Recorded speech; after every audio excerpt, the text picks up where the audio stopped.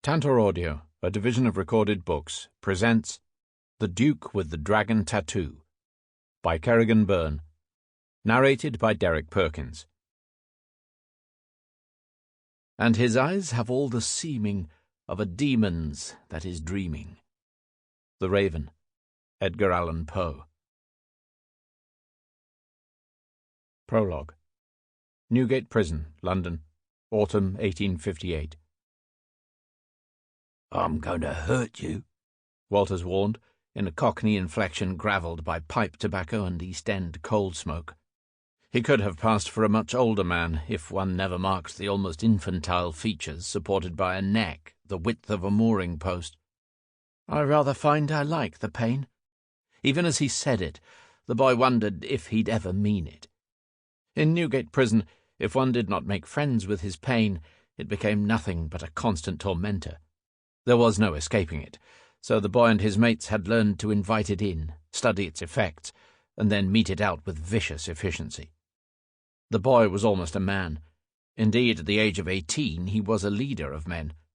Walters, likely the largest brute of his acquaintance, did his bidding without question. Everyone did. Some because they liked and respected him, others because they owed him, more yet because they feared him. Well, if he was being honest, they all feared him, because he was an agent of pain. "Just get on with it, will you?" he ordered. Walters's meaty fingers wrapped around the sharpened quill, which he proceeded to dip into the ink. Such delicate motions, the boy thought, for such a large and unwieldy man.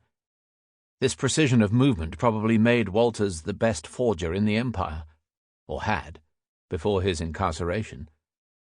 In prison, Walters became an artist of a different kind. A man had to do what he could to stay busy behind these grey stone walls, to stay sharp, either to stave off madness or monsters. For every kind of torment lurked in the shadows of this place. "Where'd you say you got this again?" Walters gestured toward the dingy leather scrap, upon which intriguing lines forked in black ink, weighted by the ancient sigil etched into obsidian. "From the first blighter I killed," the boy lied. "A pirate." A man was as good as his reputation, as true in prison as it was on the outside. The boy had never been one to let the truth get in the way of a good story, especially if it made him appear more dangerous. Truth was, he'd filched the map and sigil on the day he'd been arrested, from a kindly but impoverished Danish historian who'd boarded with his mother. That had also been the day they'd pulled Caroline Morley's corpse out of the Thames. Swallowing emotion he'd considered as dead as the beautiful golden-haired girl, he found the first sting of the quill a distracting relief as it broke the thin skin on the underside of his forearm. An easier pain to bear than that of Caroline's death. The boy made calculations in his head as Walters worked. Plans, contingency plans, fail-safe plans, infinite estimations. What if he pulled this off? The Blackheart brothers could rule the Empire by the time they turned 20. Controlling the excitement palpitating in his chest, he did his best to keep the quivers in his belly under control. The last month inside this hell on earth would be nothing less than excruciating. Like the tattoo, the moments of pressure before the skin broke caused the most discomfort. He just wanted it over with. He wanted to breathe in the night air again, to enjoy food free of maggots, and drink water that didn't taste of piss and smell of rotten eggs. He dreamt of a bed of fresh straw, but would settle for a blanket against the cold. Just one soft thing, one kind word, one beautiful sight. In his years at Newgate, he'd forgotten such pleasures existed, except in his dreams. He'd always had such vivid dreams. "Tell me again what this pirate said," Walters encouraged, rubbing away wells of blood from the boy's flesh with a tattered cloth. "Talking will help keep you still and pass the time." The boy nodded, recalling that the historian, Johann Zandergaard, had enthralled him and his mother with the story over dinner one night. The usually sedate man's glacial blue eyes flashed with the fires of conquest he'd inherited from his ancestors. Legend has it that approximately 50 years after Christ was killed, Claudius, the first Roman to successfully invade Britannia, wrote in his personal journals that he found something here so astonishing it would make him wealthier than any emperor had ever been. Because of the wars with the vicious native tribe, the Trinovantes, he was unable to bring whatever it was back with him. Desperate to claim it, he sealed it up and left it guarded by the sigil of the Scythian dragon, the banner of the Roman cavalry. And do you know what dragons protect? Everyone knows that dragons protect treasure. Walters dipped the quill once more, wiping the trails of blood down the boy's forearm. The repetitive abrasion over the fresh wounds inflamed the skin. Resisting the urge to grind his teeth to nubs, the boy bared his teeth in the semblance of a smile. "Exactly," he validated, through a jaw that wouldn't unbind. "Claudius was poisoned before he could ever return to Britannia, and the only clue he left was this sigil." Both men gazed down at the seal. The figure of a serpentine dragon with 4 claws and a tongue snaking between fearsome teeth snarled beneath the etching of 2 words, Nigre Aquae. The boy had hoped, when his blood brother, Dugan, had taught him to read, that he'd finally be able to make out what the words meant, but no such luck. They certainly weren't English. "So, what's the sigil got to do with the map?" Walters prodded, as he finished the forked lines in their exactitude and began to etch the sigil into the boy's raw skin. 900 years later, King of the Danes, Sweyn Forkbeard, invaded Britain. Only one bridge stood over the terrain, and 3 heroic Anglo-Saxon warriors held that bridge, with but a few of the village men, fending off all 2,000 marauders. It is said they protected a secret wealth, a buried magic treasure that lent them indefinable strength and stamina. Thus defeated, the Danes took sanctuary on a small island, where they found a cave protected by a dragon. This dragon. Inside the cave was treasure too large to be conducted back to Denmark by a fleet of ships carrying 2,000 men. Can you imagine? "Indeed, I cannot." Walters's bulbous, bald head swung back and forth on something too short and thick to truly be considered a neck, as he etched the words beneath the crease of the boy's elbow. Impassioned and a little drunk on pain, the boy barely felt the meticulous punctures any more.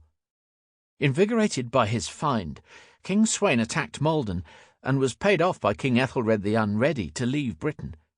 King Sweyn was never able to retrieve the treasure, and it remains in that spot to this very day, the one marked by the dragon on this map.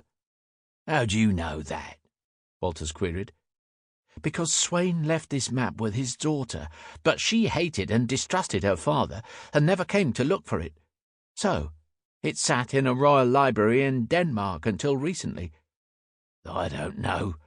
These don't look like any roads round here, and I've been all over."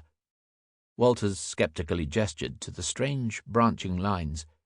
"I don't think they are roads," the boy speculated. "The Vikings were seafarers, sailors, so it makes sense that their maps did not depict roads, but rivers." Walters froze, studying his work with new eyes. "Well, bugger me both ways." "Exactly." "So you're going to hunt this treasure when you're released in a month?" "I'm not going to stop hunting this treasure until I find it," the boy vowed. By the time Walters finished, the boy's nerves were as frayed as a tired gallows rope, but the tattoo was some of the finest work he'd ever seen. Packing his implement into a loose stone crevasse in the floor, Walters asked, "Are you going to tell Dugan?" "Of course I'm going to tell him, just as soon as we are able to switch cells again." The boy moved to the far wall, to Dugan's pallet, and slid a stone free of its place in the wall. Reaching in, he pulled out some contraband, and then removed one more stone behind that. There lay the hideaway no one thought to look for after discovering the initial alcove. "I'm leaving this map and sigil for him, for you and Murdoch and Tallow. But Dugan has 3 years left on his sentence, so I'll be searching while he's still incarcerated. Maybe I'll have found it by the time you're all out. I'll send word, of course. I'll come back for you all." "Sure you will." The boy looked up sharply, ready to deliver a reprimand for the disrespect he heard in Walter's tone. But the hint of melancholy etched into the craggy lines prominently displayed on the forger's filthy face turned any words to ash in his mouth. Walters had lived long enough to doubt every man's word. He regarded the boy with pity, but no scorn, with kindness, but no faith. "I'll come back." Walters turned away. "You'll want to wrap that before we start work on the rails in the morning. Don't want it going putrid." He'd show Walters, the boy thought. He'd blow the walls of this place wide open. He wouldn't leave his family behind. Swallowing his frustration, the boy carefully replaced the stones over the map, placed the contraband in front of it, and then secured the outer stone. He'd tell Dugan where to find it in the morning. Walters blew out the candle he'd worked by and stowed it somewhere the guards wouldn't think to look for it. Stretching his long body out on the pallet, the boy laced his fingers over his empty stomach and contemplated the darkness. He counted moments by the throb of his new tattoo. The acrid scent of candle smoke was a welcome temporary balm over the ever-present reek of dank humanity clinging to these ancient walls. Once they released him from this place, the boy decided he'd find Cutter. He'd take his oldest friend on this adventure with him. For, as Dugan had become his brother in Newgate, Cutter had always been his brother on the streets. It was Cutter's crime for which the boy paid, and he did it gladly. He owed him, after what happened to Cutter's twin sister. Caroline. Sweet Caroline. Gone forever. He couldn't say why the scuffle of the boot broke his drowsy ruminations. The night guards made rounds every hour. Maybe he heard a few boots too many, or the twinge of violent anticipation raced like a spectre through the still, humid night. One developed a sense for danger in this place, especially one so young as he. Unlike in the wild, predators outnumbered the prey in here and would tear each other apart to make a meal of him. In the early days, they had. In the days before Dugan and Argent, before the Blackheart brothers. The ominous creak of the cell door brought him to his feet, the knife he'd fashioned from obsidian he'd found in the tunnels at the ready. Lanterns blinded him in the windowless room. He slashed out at the men spilling into his cell, his power and speed wrought by days of back-breaking work digging railways beneath the city. He cut something, someone. The warm rush of blood slicked over his hand. Fuck! Now his knife would be difficult to wield. His vision cleared in time to see the back of Walters's head connect with the stones, leaving so much blood and some of his skull behind when he fell. 5 guards cornered the boy in a room hardly big enough for 2 grown men to stretch across. "Dugan Mackenzie," the sergeant sneered, close enough that the boy could count the flecks of tobacco in his teeth. "No, I'm not Dugan Mackenzie. I'm Your father sends his regards." The boy blocked the first blow with his fresh tattoo, the pain turning him feral. He didn't see the cudgel arcing toward his temple until it was too late, nor the boot that snapped his ankle, dropping him to the ground. Now he counted time with impacts, with the snaps of bones and spurts of blood. The boy's last thought was that Walters had been right to doubt him. He'd never hunt for his treasure.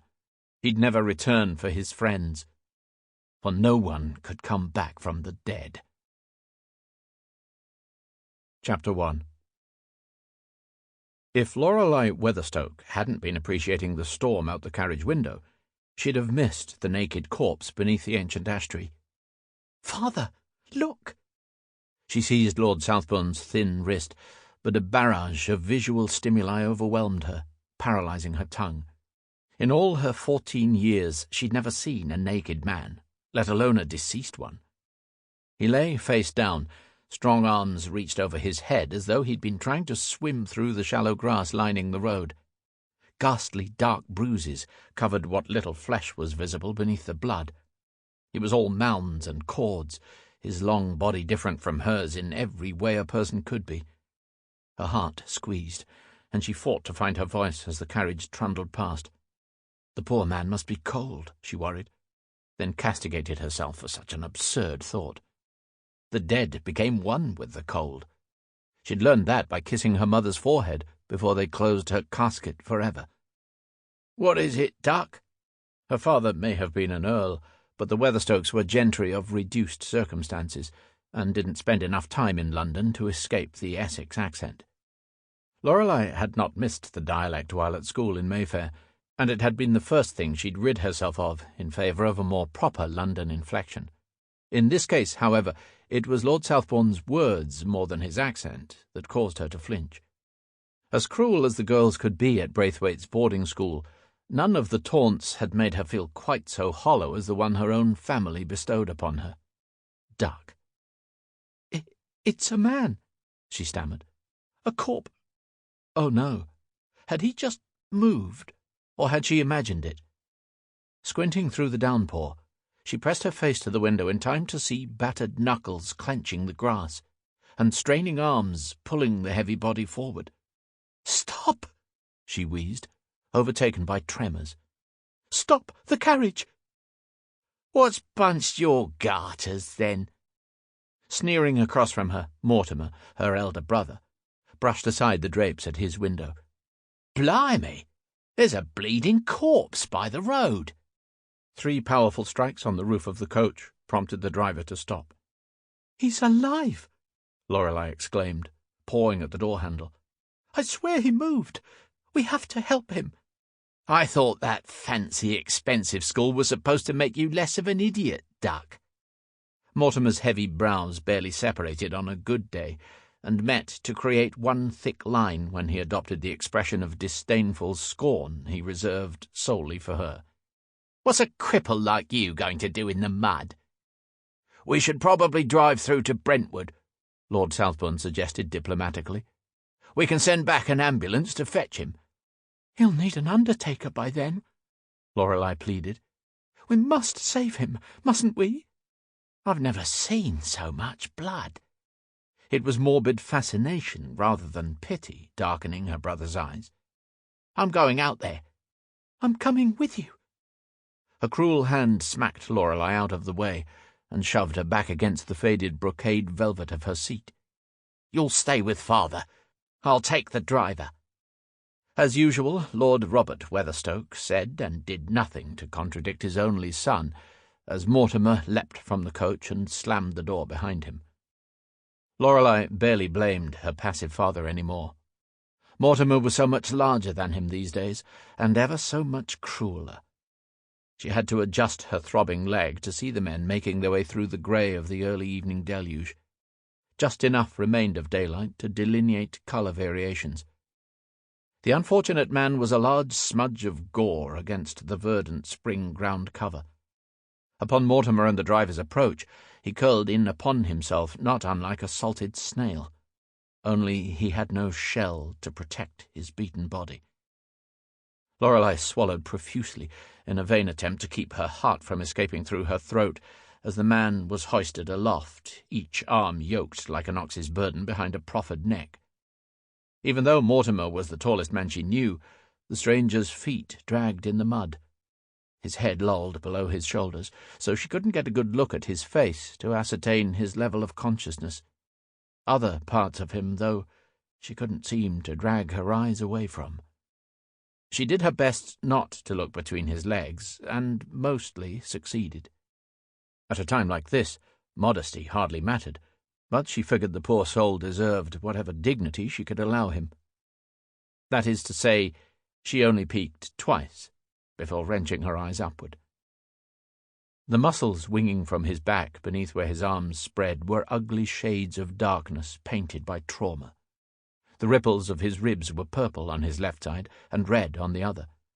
Blunt bruises interrupted the symmetrical ridges of his stomach, as though he'd been kicked or struck repeatedly.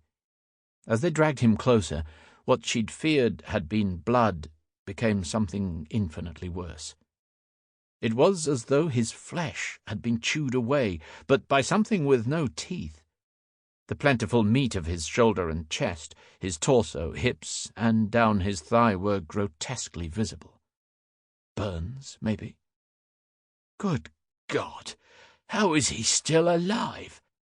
The awe in her father's voice reminded her of his presence as they scurried to open the carriage door and help drag the man inside. It took the four of them to manage it. "He won't be unless we hurry." The driver tucked the man's long legs inside, resting his knees against the seat. "I fear he won't last a few miles to Brentwood." Ripping her cloak off, Lorelei spread it over the shuddering body on the floor. "We must do what we can," she insisted. "Is there a doctor in Brentwood?" "Aye, and a good one." "Please take us there without delay." "Of course, miss." He secured the door and leapt into his seat, whipping the team of fresh horses into a gallop. As they lurched forward, the most pitiful sound she'd ever heard burst from the injured man's lips, which flaked with white. His big arm flailed from beneath the cloak to protect his face, in a gesture that tore Lorelei's heart out of her chest. The burn scored the sinew of his neck and up his jaw to his cheekbone. Pangs of sympathy slashed at her own skin and drew her muscles taut with strain. Lorelei blinked a sheen of tears away and cleared emotion out of her tight throat with a husky sound she'd made to soothe many a wounded animal on the Blackwater estuary. His breath became shallower, his skin paler beneath the bruises. He was dying. Without thinking, she slid a hand out of her glove and gently pressed her palm to his, allowing her fingers to wrap around his hand one by one. "Don't go," she urged. "Stay here, with me." His rough, filthy hand gripped her with such strength, the pain of it stole her breath. His face turned toward her, though his eyes remained closed. Still, it heartened her, this evidence of awareness. Perhaps, on some level, she could comfort him. "You're going to be all right," she crooned. "Don't lie to the poor bastard." Mortimer's lip curled in disgust. "He's no goose with a defective wing, or a three-legged cat like the strays you're always harbouring. Like as not, he's too broken to be put back together with a bandage, a meal, and one of your warbling songs. He's going to die, Lorelei." "You don't know that," she said, more sharply than she'd intended, and received a sharp slap for her lapse in wariness. "And you don't know what I'll do to you if you speak to me in that tone again." Most girls would look to their fathers for protection, but Lorelei had learned long ago that protection was something upon which she could never rely. Her cheek stinging, Lorelei lowered her eyes. Mortimer would take it as a sign of submission, but she only did it to hide her anger. She'd learned by now to take care around him in times of high stress or excitement. It had been her folly to forget, because she knew exactly what he was capable of. The pinch of her patient's strong grip was nothing next to what she'd experienced at the hands of her brother on any given month. Ignoring the aching throb in her foot, Lorelei dismissed Mortimer, leaning down instead to stroke a dripping lock of midnight hair away from an eye so swollen he'd not have been able to open it were he awake.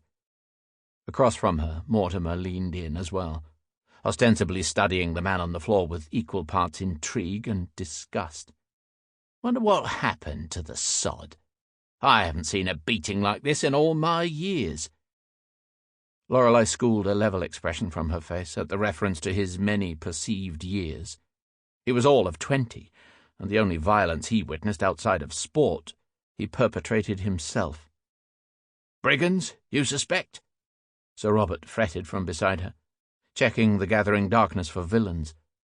"Entirely possible," Mortimer said flippantly. "Or maybe he is one. We are disturbingly close to Gallows Corner." "Mortimer," their father wheezed, "tell me you haven't pulled a criminal into my coach. What would people say?" The Weatherstoke crest bore the motto Fortunum Maris, fortune from the sea, but if anyone had asked Lorelei what it was, she'd have replied, Quid dicam homines? What would people say? It had been her father's favourite invocation, and his greatest fear, for as long as she could remember.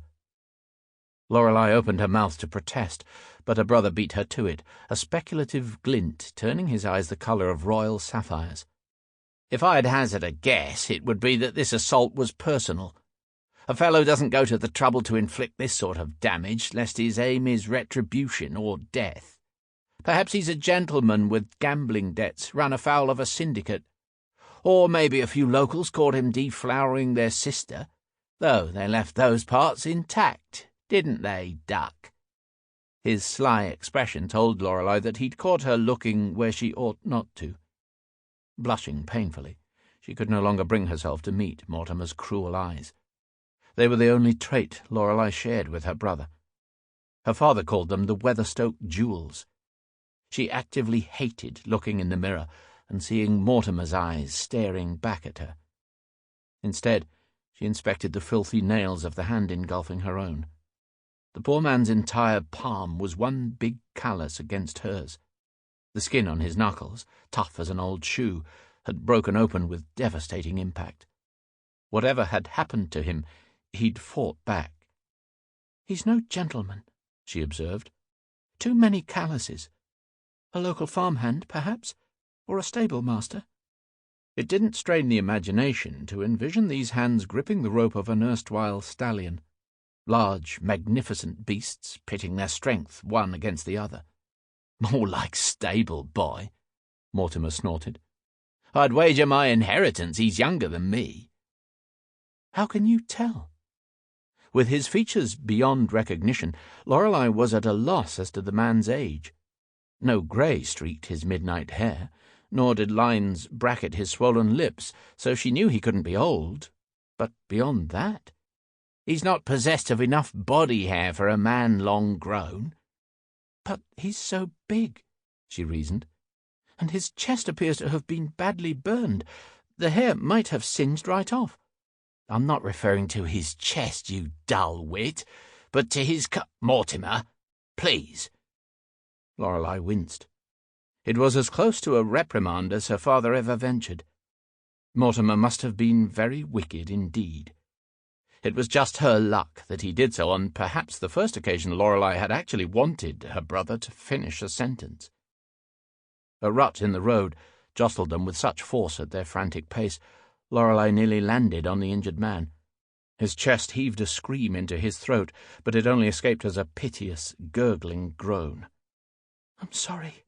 I'm so sorry," she whimpered. Dropping to her knees, she hovered above him, the fingers of her free hand fluttering over his quaking form, looking for a place to land that wouldn't cause him pain. She could find none. He was one massive wound. A tear splashed from her eye and disappeared into the crease between his fingers. "Duck, perhaps it's best you take your seat." Her father's jowly voice reminded her of steam wheezing from a tea kettle before it's gathered enough strength to whistle. "It isn't seemly for a girl of your standing to be thus prostrated on the floor." With a sigh, she did her best to get her good foot beneath her, reaching for the plush golden velvet of the seat to push herself back into it. An insistent tug on her arm tested the limits of her shoulder socket, forcing her to catch herself once more. "Lorelei, I said sit," Lord Southbourne blustered. "I can't," she gasped incredulously. "He won't let me go." "What's this, then?" Mortimer wiped some of the mud away from the straining cords of the man's forearm, uncovering an even darker smudge beneath.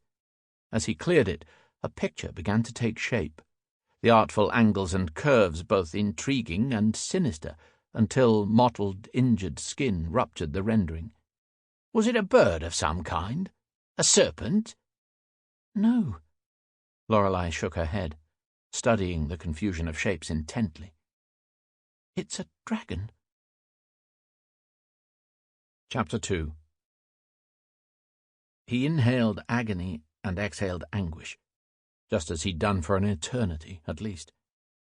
Swallowing the constant hysteria and confusion evoked by the waves of discomfort and pain upon waking, he lay in the absolute darkness behind the bandages on his eyes and began his list. A pitiful list he frantically added to with stubborn determination. What he knew: he'd been born a man in a mass grave. His midwives were named Fire and Torment, delivering him into an unfamiliar world. His siblings had been ravens, feasting on the dead. The fire had been lye, a chemical poured on the corpses to help them disintegrate faster. The torment had been... Sample complete. Ready to continue?